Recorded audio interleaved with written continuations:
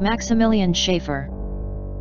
The image shown is a sketch by Maximilian Schäfer, a criminally insane arsonist formerly committed to the now-defunct Gelassenheit Asylum outside the city of Linz, Austria.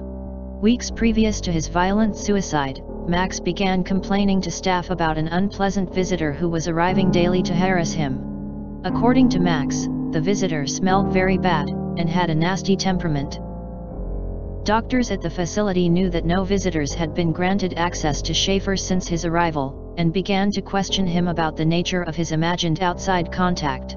When plied for specifics, however, Max would consistently become too agitated to speak.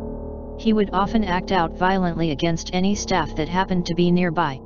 In an attempt to help Max overcome his anxiety, therapeutic hypnosis was induced and the patient was encouraged to express the nature of his visitor as straightforwardly as possible. The session lasted only half an hour, during which Max worked laboriously on the illustration seen above. After 30 minutes of sketching, Max suddenly became visibly disconcerted. Despite being heavily sedated to achieve a hypnotic state, he began smashing his forehead repeatedly against the surface of the floor with as much force as he could muster. Despite an immediate response in restraining Mr. Schäfer and treating his injuries, Max quickly succumbed to the catastrophic damage he had done to his brain and skull. The staff of Gelassenheit was advised to report any visitors mentioned by other patients in the weeks following the incident.